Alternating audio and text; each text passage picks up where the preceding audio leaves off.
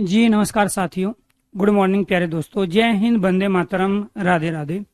आज की जो हमारी क्लास है उसमें एक नया ग्रुप शुरू करेंगे, क्योंकि अब तक बहुत सारे टॉपिक हमने पढ़ लिए हैं। अब यूपीएसआई के सिलेबस के अंतर्गत हमारे जो टॉपिक बचे हुए हैं उनको हमने ग्रुप में ही पढ़ाया है अब तक। लेकिन अभी जो ग्रुप बचे हुए हैं उन पे एक बार चर्चा कर लेते हैं कि कौन कौन से टॉपिक ऐसे हैं जो आपको अभी और पढ़ने हैं। प्यारे दोस्तों, एक तो हमारा ग्रुप नंबर, इसको 1 ही मान लेंगे, ठीक है। इसके अंतर्गत जो टॉपिक है ग्रुप नंबर 1 के अंतर्गत, एक टॉपिक हमारा वर्णमाला वर्णमाला है। दूसरा टॉपिक हमारा संधि है, संधि। तीसरा टॉपिक उपसर्ग, उपसर्ग है। और चौथा टॉपिक है हमारा प्रत्यय। और पांचवा टॉपिक है वर्तनी। तो ये वाला जो ग्रुप है, अगर हम इस तरीके से ग्रुप बना बना के, हालांकि पिछले जितने भी टॉपिक हमने लिए वो सब ग्रुप में लिए, इस ग्रुप का जो रोल है प्यारे दोस्तों, आपके पेपर में, आपके एग्जाम के हिसाब से, वो मिनिमम 3 मैक्सिमम 6 पर्सन अकेले इस ग्रुप से आपके आने ही तय है। ये आपको ध्यान रखना है। इसके बाद दूसरा जो ग्रुप है, इसको ग्रुप को कंप्लीट करने के बाद में हम ग्रुप नंबर 2 की ओर चलेंगे। ग्रुप नंबर 2 का जो नाम है वो है शब्दावली। और इस शब्दावली का भी एक बड़ा रोल होता है। और इसके अंतर्गत जो हमारे टॉपिक हैं वो टॉपिक है हमारे विलोम शब्द। क्या है? विलोम शब्द।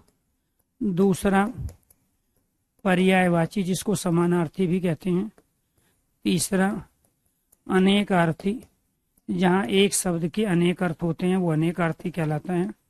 इसके बाद वाक्यांश के लिए एक शब्द, वाक्यांश के लिए एक शब्द, वाक्यांश के लिए एक शब्द, जिसको हम अनेक शब्दों के लिए एक शब्द भी कहते हैं। श्रुति सम भिन्नार्थक शब्द या श्रुत सम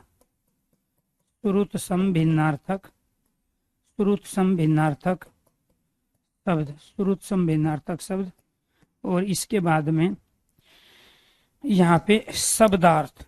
क्या है? शब्दार्थ, ठीक है। और एकार्थी, शब्दार्थ और एकार्थी, अर्थात एक अर्थ वाले।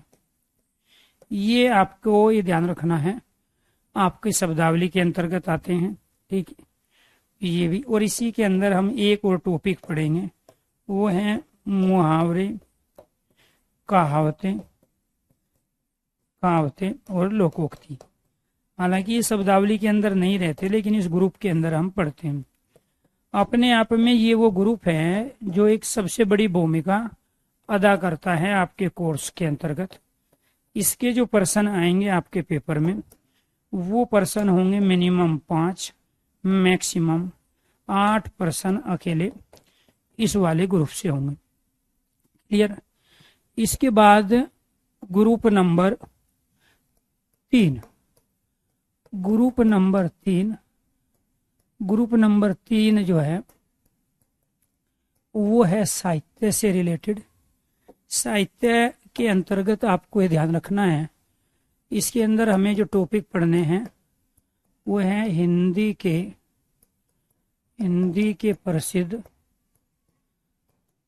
कवि, लेखक एवं हिंदी के प्रसिद्ध कवि, लेखक एवं उनकी रचनाएं। हिंदी के प्रसिद्ध कवि, लेखक एवं उनकी रचनाएं। पुरस्कार पत्र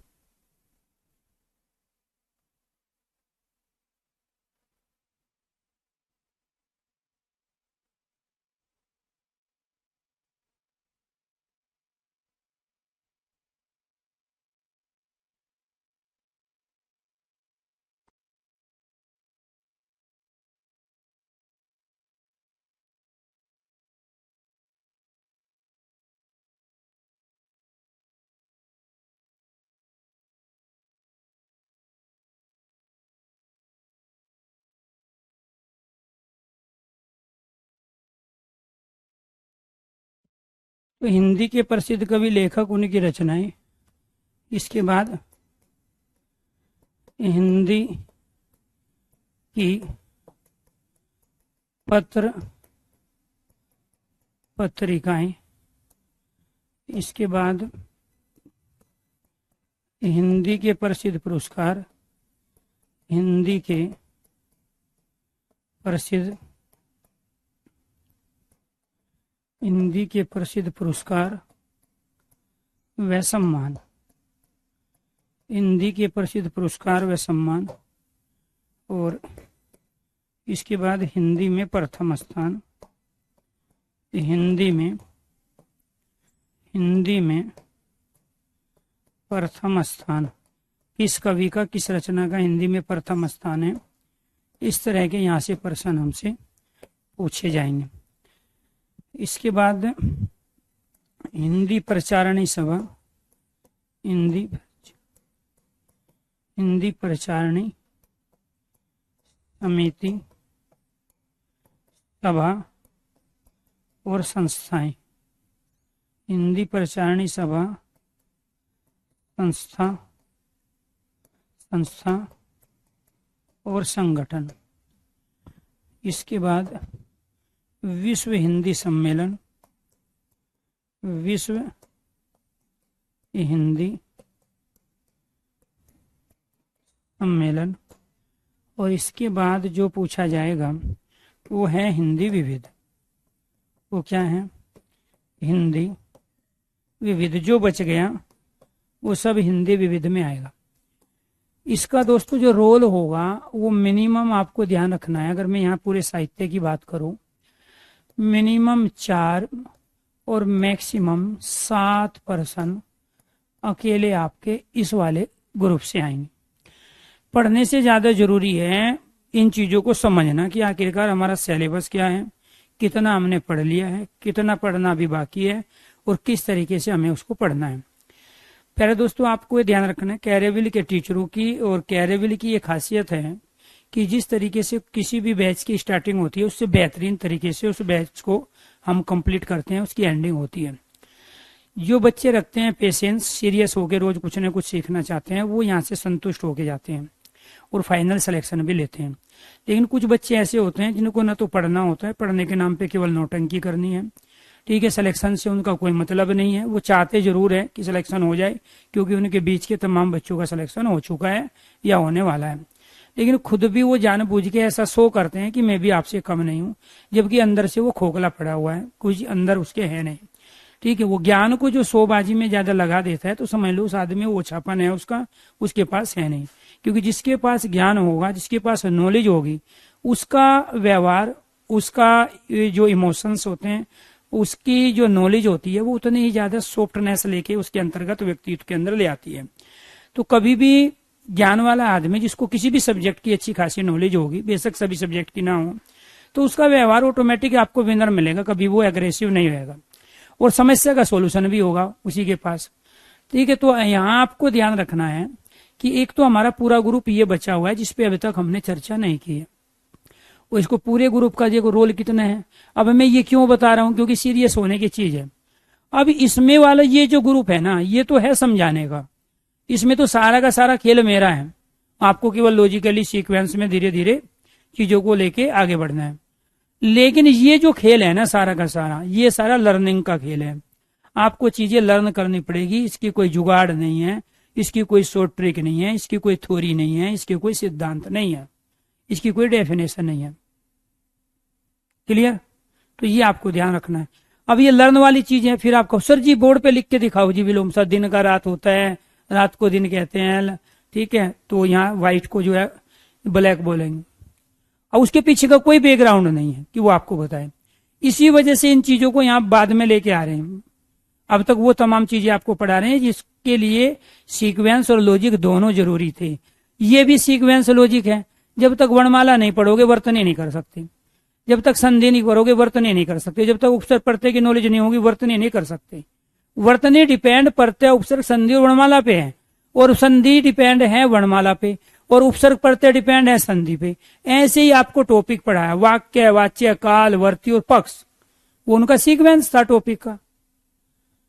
तो अब तक जितने भी टॉपिक लिए थे आपने वो सब सीक्वेंस में थे, तो तमाम आपने टॉपिक पढ़े, उनका इन टॉपिक से कोई लेना देना नहीं है, वो अपना अलग सीक्वेंस था। लेकिन इन टॉपिक को आप वर्णमाला कहीं पढ़ लिए और उपसर्ग पढ़ते जाके 20 क्लास बाद पढ़ लिए, तो जिंदगी में आप इनसे बनने वाले क्वेश्चनों को नहीं कर सकते। मिनिमम 3 मैक्सिमम 6% इस ग्रुप से। ग्रुप नंबर 2 5 से लेके 8%, ये आपको ध्यान, मिनिमम 5% आएंगे। 7 आपके टॉपिक है, ये आपको ध्यान रखना है इसके अंतर्गत। ठीक है, हमें मुहावरे ये सारा लर्न करने का है, इसका कंटेंट आपको मिल चुका है, आगे भी मैं दे दूंगा। अभी छुट्टियां हैं, ठीक है, सैटरडे संडे की, उसमें सारा कंटेंट कर लेंगे, रोज इस पे चर्चा करेंगे।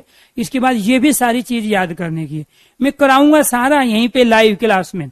लेकिन इसमें दोनों ग्रुप में आपको दूसरे और तीसरे ग्रुप में सारा का सारा खेल आपका है, आपको एक नहीं है, कई बार पढ़ना पड़ेगा।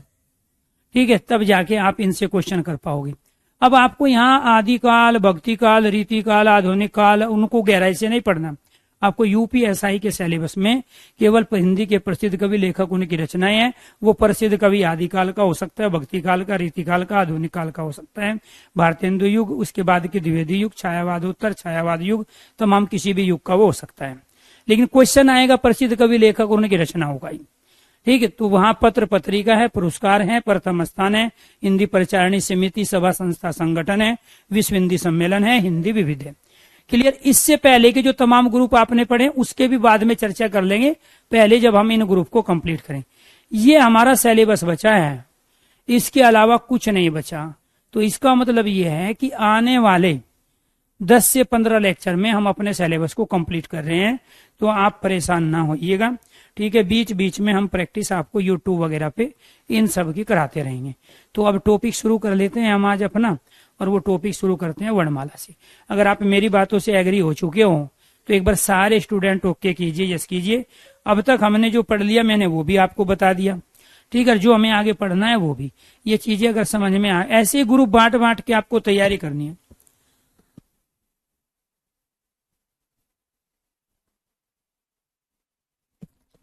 यहां तक अगर क्लियर हो गया है तो एक बार सारे स्टूडेंट ओके कीजिए, यस कीजिए। जब आप क्लास में पहले दूसरे तीसरे दिन जुड़े थे तो बहुत सारे बच्चे परेशान थे, सर क्या हो रहा है, क्या चल रहा है, पता नहीं कहां से कौन सी चीज उठा के कहां रख दी। तो ये चीजें बहुत ज्यादा जरूरी थी। ठीक है, टॉपिक क्या है आज का? टॉपिक है वर्णमाला। ठीक है, ये शब्दावली पढ़ाई पहले आपको, क्लियर है यहां तक? लास्ट वाली जो क्लास होगी ना आपकी, तब आपसे पूछेंगे, आप अपना डाउट बताओ कौन सा टॉपिक है जो नहीं हुआ। ठीक है, आप में से जिन बच्चों को पढ़ना ही नहीं था वो पहले से ही अपना दूसरे का इवेल्युएशन ऑब्जर्वेशन करके आगे बढ़ गए। वर्णमाला में जब तक टॉपिक कंप्लीट ना हो तब तक अपने ब्रेन की खुजली को शांत रखना है। बहुत सारी चीज ऐसी आएगी, अरे सर जी हम तो ऑनलाइन पढ़ रहे थे, वहां तो चीजें ये बताई गई थी, सर जी हमने तो किताब में ये पढ़ा था। बहुत सारी चीज ऐसी आएगी जिसके लॉजिक आपके पास नहीं है और आपने बिना सीक्वेंस लॉजिक के उनको पढ़ा है। तो वर्ण क्या है, आपका डाउट केवल तब तक है किसी भी टॉपिक में जब तक वो टॉपिक कंप्लीट नहीं हो जाता। तो वर्ण किसे कह रहे हैं? जिसके टुकड़े या खंड न किए जा सके उसको क्या कहते हैं? वर्ण कहते हैं। इसके बाद में अक्षर क्या है?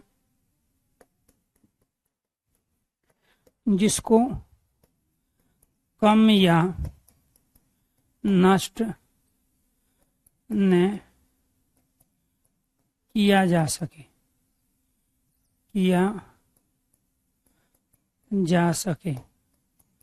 वो क्या कहलाता है? अक्षर। ध्वनि क्या है? प्रत्येक वर्ण से निकलने वाली आवाज अर्थात साउंड क्या है? ध्वनि। क्लियर। दूसरा हम क्या कह सकते हैं? वर्ण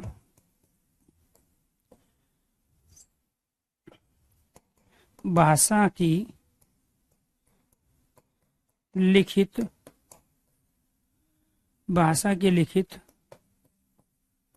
सूक्ष्म लघु सबसे छोटी निम्नतम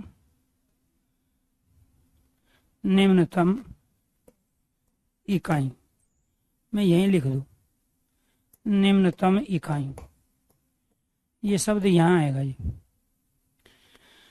इसके बाद अक्षर क्या है? भाषा की मौखिक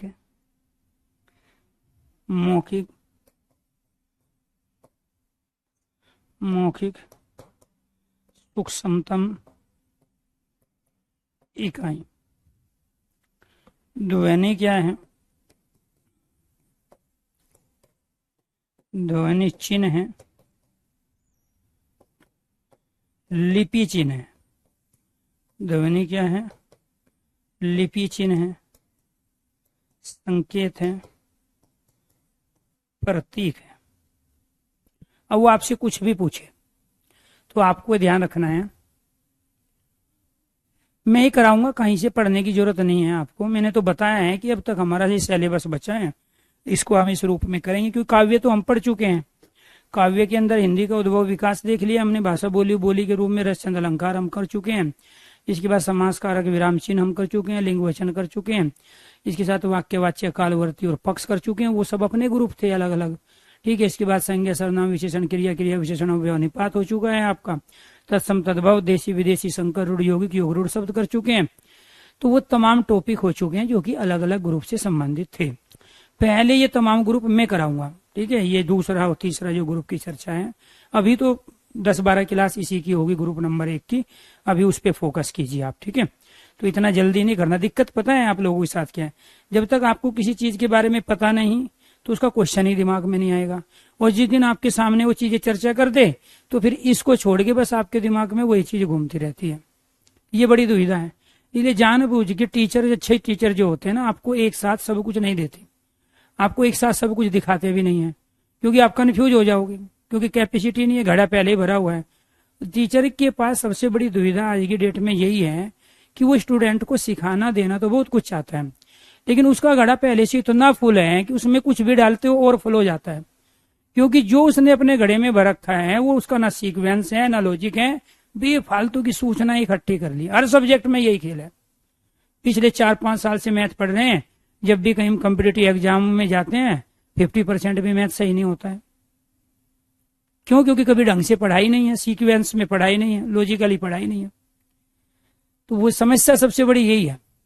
तो ये क्या है आपके, ये वर्ण अक्षर ध्वनि। तो वर्ण किसे कह रहे हैं? जिसके टुकड़े या खंडन किए जा सके। जैसे फॉर एग्जाम्पल मैंने यहाँ पे ये शब्द ले लिया, ये वर्ण ले लिया मैंने, तो ये जो वर्ण ले लिया इसको तो आप ए कहोगे ना, लेकिन अगर मैं इसके यहाँ टुकड़े कर दूं 1, 2, 3, 4 और 1, 5, आप इसको वर्ण कहोगे नहीं, ठीक है। तो ये जो है आपको ध्यान रखना, 1, 2, 3, 4, 5 टुकड़े कर दिए, वर्ण नहीं है, वर्ण आपका ये है। तो इसका मतलब क्या हुआ? जिसके टुकड़े या खंडन किए जा सके। मैंने यहाँ पे क्या ले लिया? एक और ले लिया मैंने, वो ले लिया मैंने यहाँ पर कै, ये वाला। अब इस वाले कै के मैंने यहाँ टुकड़े कर दिए 1, 2, 3 और 1, 4, ठीक है। आप इसको वर्ण नहीं कहोगे, लेकिन मैं अगर यहाँ ये कै लिख दूं तो आप इसको वर्ण कहोगे। ये क्या हो गया? आपका वर्ण हो गया। वो स्वर वर्ण कहलाया और ये व्यंजन वर्ण कहलाया। ये स्वर व्यंजन क्या होते हैं इसके बारे में भी चर्चा करेंगे। इसके बाद अक्षर किसे कह रहे हैं? क्षर का मतलब होता है कम होना, मर्दा क्षरण, मर्दा मिट्टी का कम होना। कैसे? बाढ़ में, ठीक है, सुनामी आ जाए, आंधी आ जाए, उड़ जाती है मिट्टी बालू भी। तो क्षर का अर्थ होता है कम होना, और ए आगे लगा दिया, अक्षर का जो कम ना हो, जो नष्ट ना हो, जिसको कम या नष्ट न किया जा सके, जिसको कम या नष्ट न किया जा सके वो क्या कहलाता है? क्योंकि आप इनको ना तो नष्ट कर सकते, वो इसलिए नहीं कर सकते क्योंकि इनकी उत्पत्ति नहीं हुई है। तो जिस वस्तु व्यक्ति पदार्थ की कभी उत्पत्ति हुई ही नहीं है तो आप उसको नष्ट भी नहीं कर सकते हो, क्योंकि ये गॉड गिफ्टेड है। ये परमात्मा की देन है, ये किसी के द्वारा उत्पन्न नहीं की गई, इनका आविष्कार नहीं हुआ है, ये जन्म नहीं लिए हुए हैं। तो जो चीज जन्म नहीं ली है तो वो नष्ट भी नहीं होगी। जैसे आत्मा है, परमात्मा है, ये पैदा ही नहीं हुई है, सूरज है, चंद्रमा, ये पैदा ही नहीं हुए हैं, तो इसलिए कभी नष्ट भी नहीं होंगे। ऐसे ही ये वर्णमाला के वर्ण है हमारे, ये पैदा नहीं हुए हैं, इनकी उत्पत्ति नहीं हुई है, तो इसीलिए इनको क्या कहा गया, अक्षर कहा गया। ध्वनि, प्रत्येक वर्ण से निकलने वाली आवाज। ए, इसे कह रहे हैं कै। इसके बाद में मैं दूसरा लूंगा, इसे कहेंगे हम ई, इसे कहेंगे ऊ, इसे कहेंगे री। अलग अलग साउंड आ रही है, तो प्रत्येक वर्ण से निकलने वाली साउंड आवाज को हम ध्वनि कहते हैं। फिर वर्ण की एक और डेफिनेशन, भाषा की लिखित सूक्ष्म लघु सबसे छोटी निम्नतम इकाई कहलाती है वर्ण। भाषा की लिखित, जो हम ये लिख पा रहे हैं, कैसे लिख पा रहे हैं, ए हमने लिखा, ई लिखा, ऊ लिखा, री लिखा, ये सब क्या है, भाषा की सबसे सूक्ष्मतम छोटी इकाई। अक्षर क्या है, भाषा की मौखिक इकाई है। जब इनको वर्बली बोल रहे हैं, ए ई ऊ और री, तब ये अक्षर है, और जब हम इनको लिख रहे हैं तब ये वर्ण है। तो बोलते समय वर्बली, जब हम लिख ना रहे हो तो सिर्फ बोलकर जब हम इनका उच्चारण कर रहे हैं तो उस समय हम इनको अक्षर कह रहे हैं, और जब हम इनको लिख रहे हैं तो इनको हम वर्ण कह रहे हैं। और चूंकि ध्वनि मतलब यहाँ क्या है, लिपि चिन्ह है, संकेत है, प्रतीक है। ये एक अलग प्रतीक है, ये अलग है, ये अलग है, ये एक अलग है, ये चिन्ह है, ये संकेत है, ये प्रतीक है, इनको लिपि चिन्ह भी कहते हैं। तो ये आपको ध्यान रखना है कि वो कुछ भी देगा आपको कि लिपि चिन्ह क्या है, लिपि चिन्ह ध्वनि है, ठीक है। भाषा की मौखिक सूक्ष्मतम इकाई क्या है, अक्षर है। भाषा की लिखितम सूक्ष्म इकाई लघु इकाई क्या है, वर्ण है। तो ये आपके प्रश्न रहे, जिसको हम वर्ण कह रहे हैं वही अक्षर है, वही ध्वनि है। ये तीनों चीज एक ही नाम है, ठीक है। इन्हीं वर्णमाला के जो वर्ण हैं उनको हम ध्वनि, अक्षर और वर्ण कहते हैं। बस अंतर इतना है, एक को हम लिख पा रहे हैं, एक को हम मौखिक रूप से वर्बली उच्चारण कर पा रहे हैं, एक को हम संकेत के रूप में, लिपि के रूप में पहचानते हैं। तो लिखित, मौखिक और सांकेतिक जो रूप है, तीन ही तो रूप होते हैं भाषा के। एक तो लिखित रूप होता है, एक मौखिक होता है, एक सांकेतिक होता है। तो सांकेतिक रूप तो ध्वनि कहलाया, मौखिक रूप भाषा का अक्षर कहलाया, और लिखित रूप जो है वो वर्ण कहलाया। इशारों में भी तो हम बताते हैं, अगर हम ये कह रहे हैं तो इसका मतलब क्या समझे आप, चुप होना। तो ये संकेत ही तो देते हैं कि ये है का, ये ई का, ये ऊ का। इसके बाद फिर यहाँ पे प्रश्न बनेगा हमारा वर्णमाला का। क्या प्रश्न बनेगा, वर्णमाला, वर्णों के व्यवस्थित क्रमबद्ध, वर्णों के व्यवस्थित क्रमबद्ध समूह को, वर्णों के व्यवस्थित क्रमबद्ध समूह को वर्णमाला कहते हैं। क्लियर। दूसरा प्रश्न बनेगा,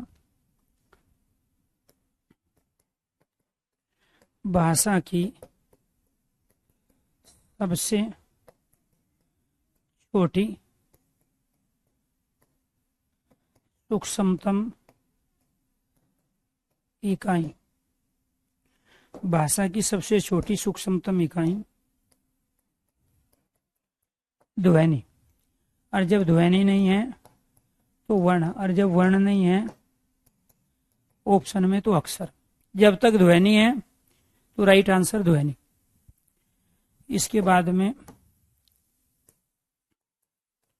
भाषा की वृहत्तम बड़ी इकाई, वो क्या कहलाती है, वो कहलाती है वाक्य। वो क्या कहलाती है, वाक्य। भाषा की सार्थक लघुत्तम इकाई, भाषा की सार्थक लघुत्तम इकाई वो कहलाती है शब्द। वो क्या कहलाती है, शब्द। क्योंकि ये सार्थक पूछ रहे हैं, क्योंकि शब्द अपने आप में क्या है, सार्थक होते हैं। तो ये प्रश्न पूछे जाएंगे जी किसी न किसी रूप में, ये आपको ध्यान रखना है।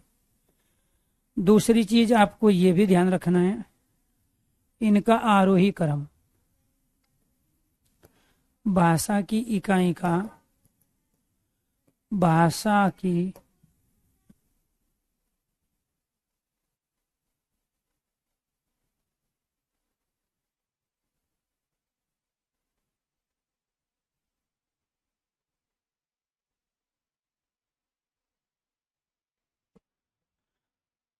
भाषा की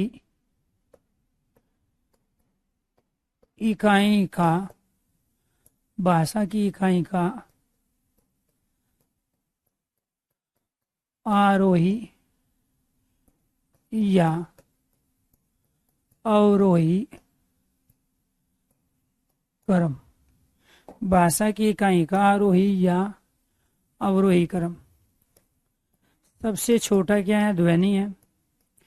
ध्वनि से वर्ण बनते हैं, वर्ण से अक्षर, अक्षर से शब्दांश, शब्दांश से शब्द, और शब्द से पद, पद से पदबंध। पदबंध किसे कहते हैं? पदबंध कहते हैं वाक्यांश को। इसी को हम उपवाक्य भी कहते हैं। वाक्य से वाक्य, वाक्यांश से वाक्य बनेंगे, इससे बनेंगे अनुच्छेद जिसको पैराग्राफ कहते हैं, अनुच्छेद से बनेंगे अध्याय जिसको चैप्टर कहते हैं, ठीक है, पाठ कहते हैं। अनुच्छेद से क्या बनेंगे? अध्याय, और अध्याय से बनेगी पुस्तक अर्थात काव्य। ये आपको ध्यान रखना है। अब इसके अंदर जो प्रश्न पूछा जाएगा, भाषा की लघुत्तम इकाई, लघुत्तम इकाई ध्वनि, जब तक ऑप्शन में ध्वनि। इसके बाद सार्थक इकाई शब्द। इसके बाद वृत्तम इकाई, वृत्तम का मतलब बड़ी इकाई, वृत्तम इकाई।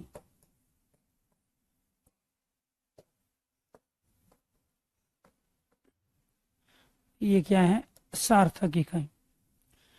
अब वो कई बार रीजनिंग में भी ये क्वेश्चन पूछ चुका है और हिंदी में तो अनेक बार आया है। इसमें से वो कोई चार उठाएगा, पूछेगा, उनको बताइए, सही सीक्वेंस में लिखिए। आरोही क्रम होता है बढ़ता क्रम। मैंने ये सारे आरोही क्रम में लिखे हैं। पहले ध्वनि, सबसे छोटी ध्वनि से फिर वर्ण, वर्ण से अक्षर, अक्षर से शब्दांश, शब्दांश का मतलब यहाँ उपसर्ग और प्रत्यय। इसके बाद शब्द, शब्द से पद बनते हैं, पद से पदबंध अर्थात सब सेंटेंस बनते हैं, इनको हम वाक्यांश या उपवाक्य कहते हैं। वाक्यांश से वाक्य बनते हैं, वाक्य से अनुच्छेद बनते हैं, अनुच्छेद से अध्याय चैप्टर बनते हैं, चैप्टर से यहाँ पुस्तक अर्थात काव्य बनते हैं। इनमें से कोई भी चार ले लेगा और उसका आरोही या अवरोही क्रम पूछेगा। आरोही क्रम बढ़ता क्रम, अवरोही क्रम घटता क्रम। अगर मैं यहाँ पुस्तक, पुस्तक से अध्याय, अनुच्छेद, वाक्य, वाक्यांश लूं तो ये अवरोही क्रम हो गया। जब मैं पीछे से आगे बढ़ रहा हूं तो अवरोही, और जब मैं आगे इधर इस रूप में बढ़ रहा हूं तो ये कहलाता है अवरोही क्रम। बात समझ में? यहाँ चीजें केवल समझ में उसकी आएगी जिसने वर्णमाला के बारे में पहले से जो भी सीखा है, समझा है, उसके पास केवल और केवल 50% चीजें हैं, और 50% चीजें आप यहाँ नहीं पढ़ोगे। और जो 50% आपके पास है उसमें से 15% चीजें यहाँ गलत साबित होगी। अगर आप ये मान के पढ़ते हो कि मुझे वर्णमाला में कुछ नहीं आता जो मैंने पढ़ा, तो आप यहाँ बहुत कुछ सीख जाओगे। और जिसने अब तक वर्णमाला के बारे में ये धारणा बना ली कि मैंने ये पढ़ा था, अच्छा ये स्वर होते हैं, व्यंजन होते हैं, ये भेद होते हैं, तो वहां से फिर लॉजिकली जो प्रश्न पूछा जाएगा आप वो करोगे ही नहीं। क्योंकि ये भारतीयों की पहचान है कि जब जब उसके सामने कुछ नई चीज आएगी, जब तक उसको कोई नए तरीके से कोई चीज बताएगा जो उसने पढ़ रखी है, तो उस पर वो कभी विश्वास करेगा ही नहीं। और वो फिर ये कहेगा सर जी मेरी समझ में कुछ नहीं आ रहा है। जब मैंने कुछ समझाया ही नहीं तो समझ में क्या घंटा आएगा आपको? टॉपिक शुरू हुआ नहीं है, सर जी मेरी समझ में नहीं आ रहा है, और फिर कह रहे हैं सर जी हम भर्ती नहीं होते हैं, हमने कहीं भर्ती देखी है लेकिन हर बार रुक जाते हैं। तो टॉपिक शुरू हुआ नहीं और उससे पहले समझ में नहीं आ रहा है। तो ऐसे आदमी को तो सिर्फ रावण ही समझा सकता है, और वो दशहरे पे जला दिया गया। ठीक है, तो इसका मतलब क्या हुआ, 2026 के बाद अपने आप समझ में आ जाएगा जब ये भर्ती हाथ से निकल जाएगी। यहाँ पे सीख लो क्या है, क्वेश्चन की वेराइटी के आधार पे। तो ये प्रश्न आपसे पूछे जाएंगे कि जिसके टुकड़े खंडन न किए जा सके वो क्या कहलाएगा, वर्ण। जिसको कम या नष्ट नहीं किया जा सके, वाक्यांश के लिए एक शब्द भी पूछा जाता है अक्षर में। अक्षर है ध्वनि क्या है, प्रत्येक वर्ण से निकलने वाली एक आवाज। वर्ण क्या है, भाषा की लिखित इकाई। अक्षर क्या है, भाषा की मौखिक सूक्ष्मतम इकाई। ध्वनि क्या है, लिपि चिन्ह है, संकेत है, प्रतीक है। वर्णमाला क्या है, वर्णों का व्यवस्थित क्रमबद्ध समूह। वर्णों का व्यवस्थित क्रमबद्ध समूह का मतलब क्या हुआ, वो ये हुआ कि पहले ए आएगा, फिर ई आएगा, फिर ऊ आएगा, फिर री आएगा। ए के बाद में री नहीं आ सकता। ठीक है, ये क्रमबद्ध समूह हुआ। पहले ए, फिर इसका बड़ा, फिर इसका बड़ा, फिर इसका बड़ा, फिर इसका बड़ा, ये आएगा। ये है क्रमबद्ध। अब यहाँ पहले ए के बाद ऊ नहीं ले सकते, यहाँ री को पहले नंबर पे नहीं ले सकते। इसको कहते हैं क्रमबद्ध समूह।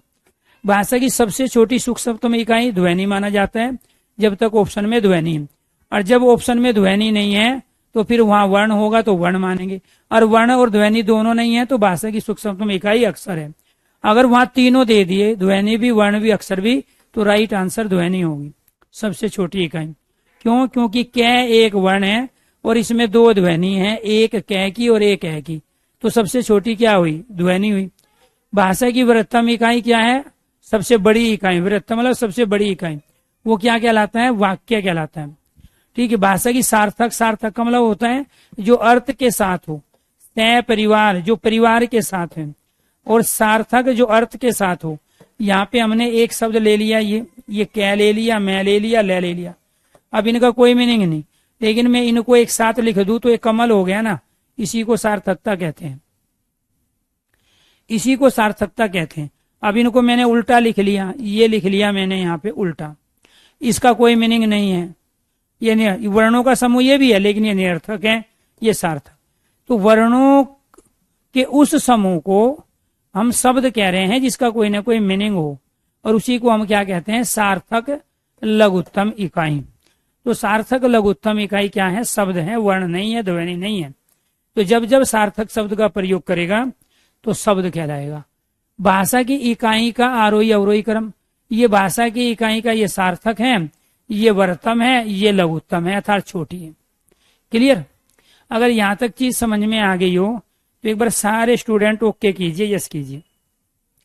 इसके बाद आपको जो यहाँ समझना है वो इस रूप में समझना है कि हमने जो वर्णों की चर्चा अब तक की है, ये वर्ण है हमारे ये वाले, जैसे कै, मैं और ले, ये सारे वर्ण थे।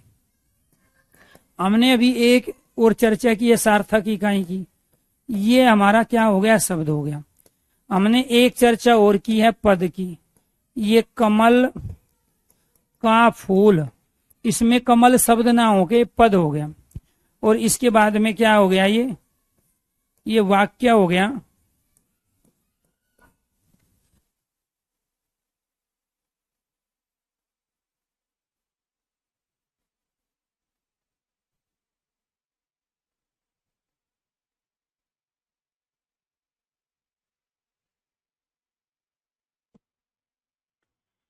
कमल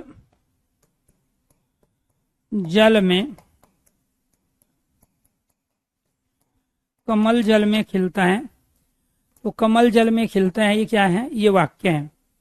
तो आपको ये ध्यान रखना है, यहाँ पर ये कै, मैं और ले, ये वर्ण है, ये क्या है, ये शब्द है। कमल का फूल, ये क्या है, पद है। कमल जल में खिलता है, ये क्या है, वाक्य है। तो ये पद क्यों हुआ और ये शब्द क्यों हुआ? जब तक हम इन वर्णों के समूह की सार्थकता सिद्ध नहीं करेंगे तब तक ये शब्द कहलाएगा ही नहीं। अगर मैं इसको उल्टा लिख देता हूं, यहाँ पे पहले मैंने ले लिया, फिर मैं, ये तो ये सार्थक नहीं हुआ, क्योंकि इसका कोई मीनिंग ही नहीं। तो वर्णों के केवल उस समूह को हम शब्द कहेंगे जिसका मीनिंग हो।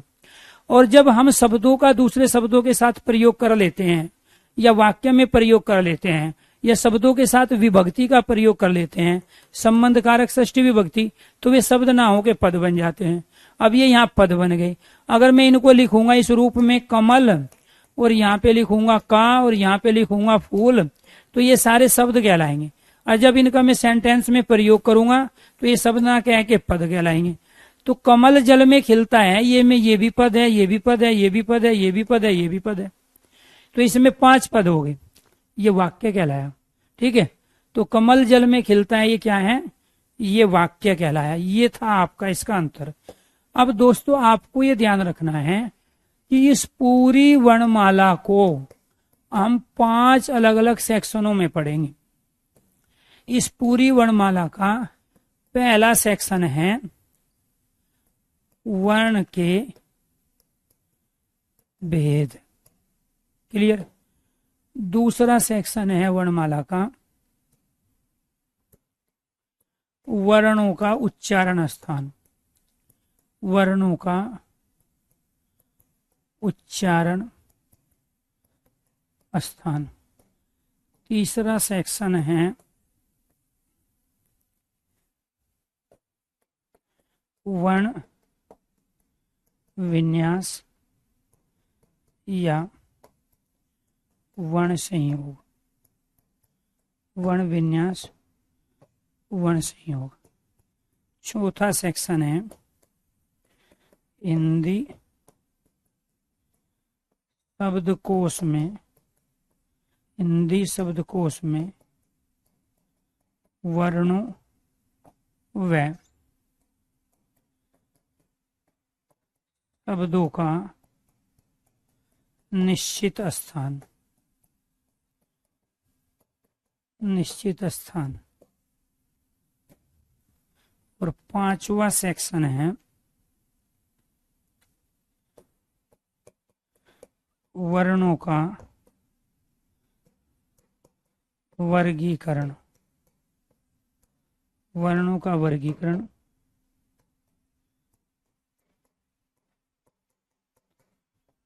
अभ्यांतर पर्यटन,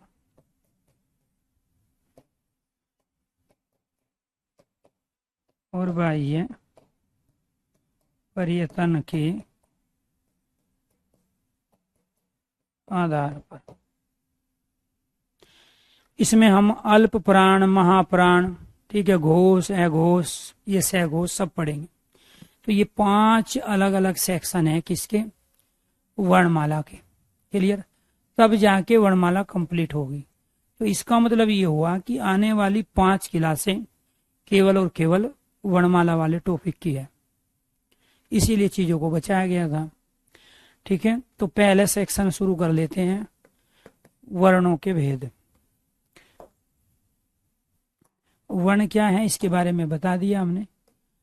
आपको क्या पढ़ना है, वर्ण के भेद। वर्ण के मूल भेद 2 होते हैं, प्रयोग हम 3 का करते हैं। अब इनमें से एक भेद तो होता है हमारा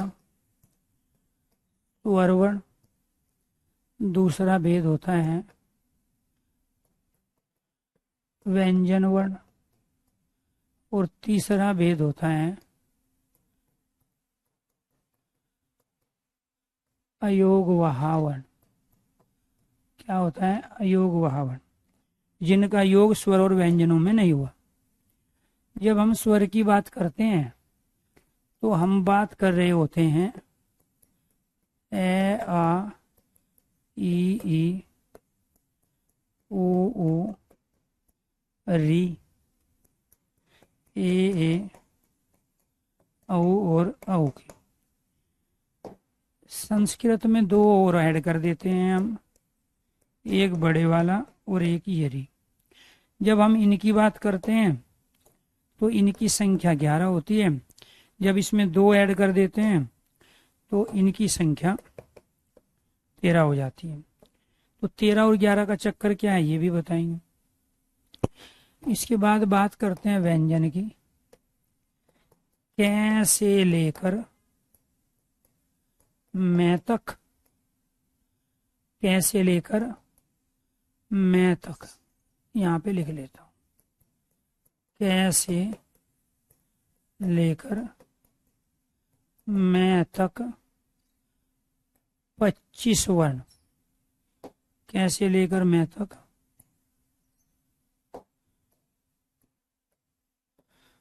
25 वर्ण। फिर अंतस्थ वर्ण कितने? 4। फिर ऊष्म वर्ण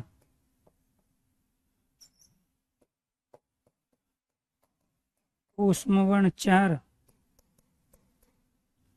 ऊष्म वर्ण 4, और फिर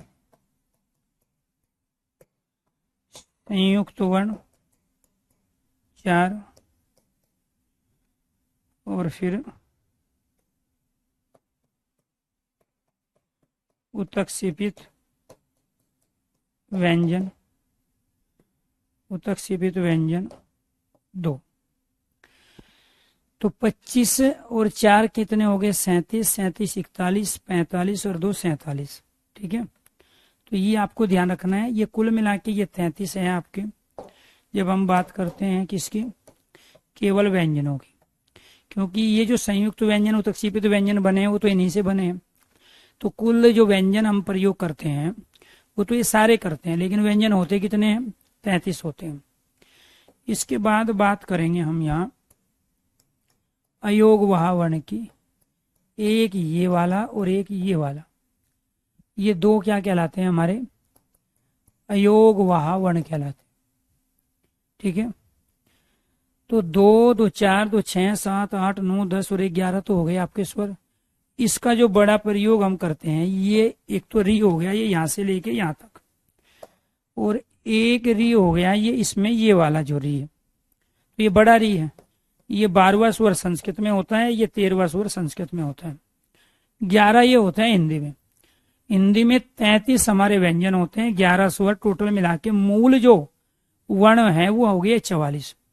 लेकिन जब हम उन 44 में, आपको ये ध्यान रखना है दोस्तों, ये 4 जोड़ते हैं 48, ये 2 जोड़ते हैं 50, और 2 ये जोड़ते हैं तो 52 वर्ण हम प्रयोग करते हैं। 11 और 33 44, 44 और 6 50, 50 और 2 क्या कहलाए आपके? 52। तो 52 वर्णों का प्रयोग हम हिंदी वर्णमाला के अंतर्गत कर रहे हैं। संस्कृत के अंदर हम 64 वर्णों का प्रयोग करते हैं। 52 की जगह किसका करते हैं संस्कृत में? 64।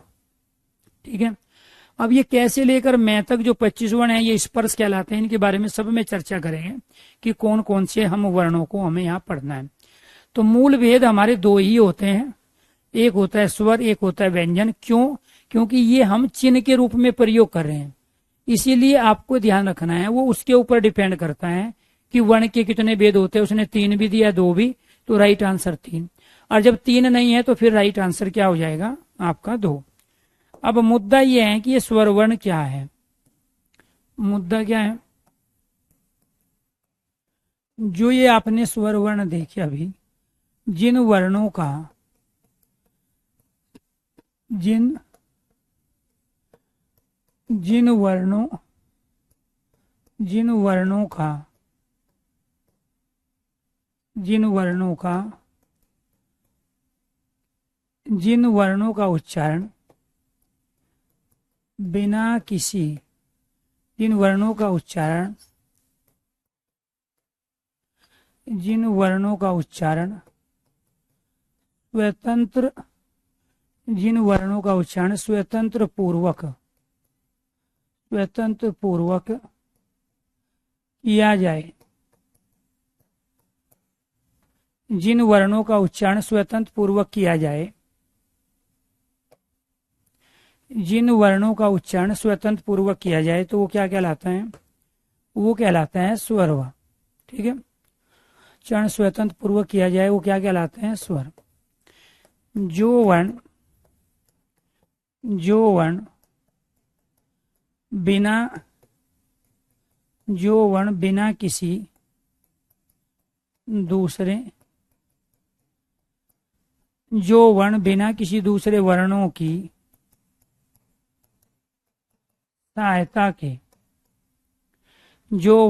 किसी दूसरे वर्णों की सहायता के बोले जाते हैं स्वर वर्ण कहलाते हैं।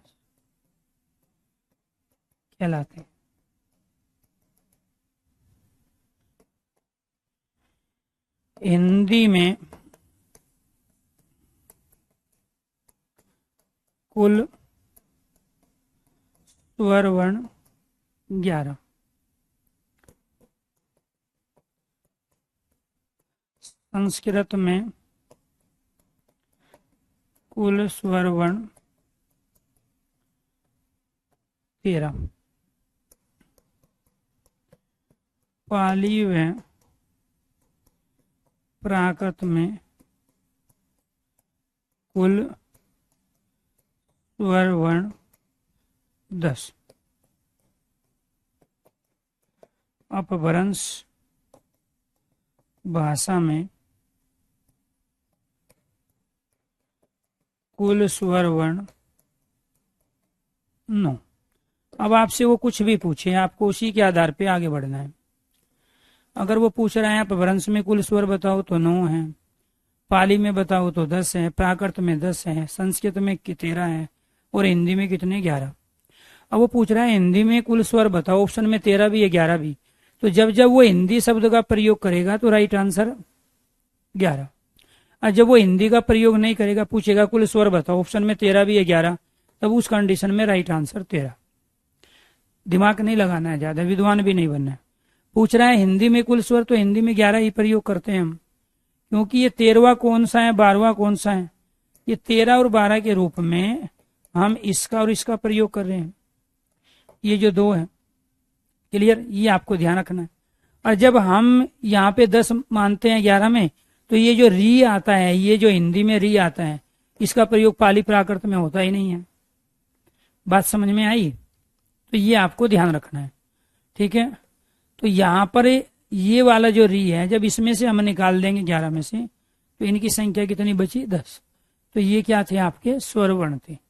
अब व्यंजन क्या होते हैं? दूसरा क्या है आपका? व्यंजन। व्यंजन वर्ण। तो व्यंजन वर्ण क्या है आपके? जिन वर्णों का उच्चारण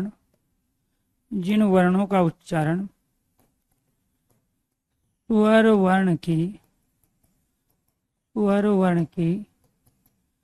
सहायता से हो, वो क्या कहलाते हैं? व्यंजन। जो स्वर वर्ण की सहायता से बोले जाए, वो क्या कहलाते हैं? व्यंजन के 2 रूप। कौन से रूप है व्यंजन के? स्वर रहित व्यंजन, आधाखें, और स्वर सहित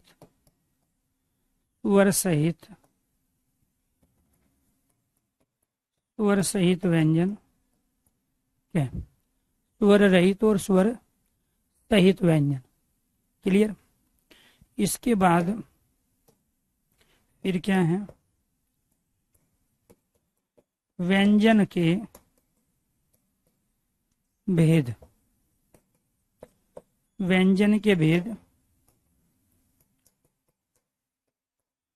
मूल भेद व्यंजन के 3 और कुल भेद व्यंजन के 5। तो व्यंजन के जो भेद हैं, व्यंजन के भेदों में व्यंजन के भेद,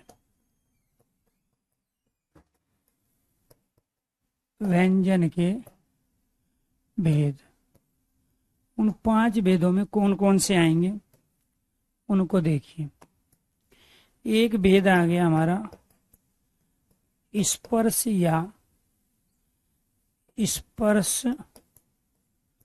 व्यंजन या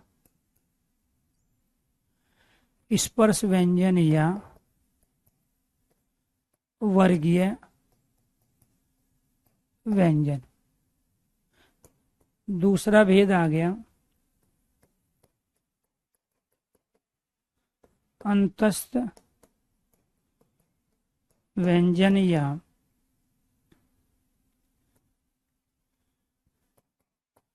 स्पर्श संघर्षी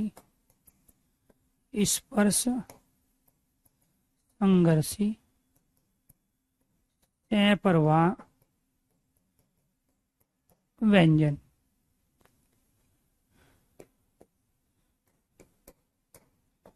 ऊष्म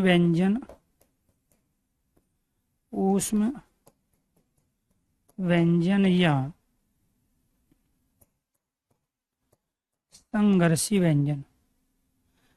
संघर्षी व्यंजन। फोर्थ, संयुक्त व्यंजन या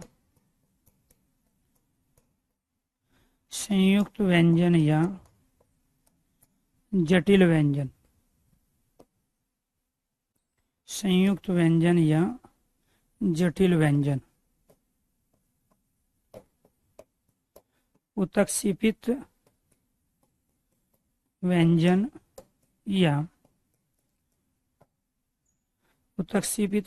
या ताड़नजात व्यंजन। इनकी जो संख्या होती है वो 25 है। इनकी संख्या 4 है, इनकी संख्या भी 4 है, इनकी संख्या 4 है, इनकी संख्या 2 है। इसके अंतर्गत जो आते हैं वो कै से लेकर मैं तक। इसमें जो आते हैं यह, रे, ले और वे। इसमें जो आते हैं वो से और है, 4 वर्ण आते हैं। और इसमें जो आते हैं वो आते हैं आपके ये वाले, एक हम इसका भी प्रयोग करते हैं। और इसमें जो आते हैं वो आते हैं डे और डे, जिनके नीचे बिंदी लगी होती है। ये कहलाते हैं आपके व्यंजन के भेद। मूल भेद 3 ही होते हैं, 1, 2, 3, क्योंकि ये बाकी दोनों इन ऊपर के तीनों से मिलते हैं। कैसे मिलते हैं इसके बारे में बताएंगे नेक्स्ट क्लास में, जहां हम स्वर के भेद, व्यंजन के भेद और अयोगवाद के भेदों के बारे में जानकारी लेंगे। सभी दोस्तों को नमस्कार।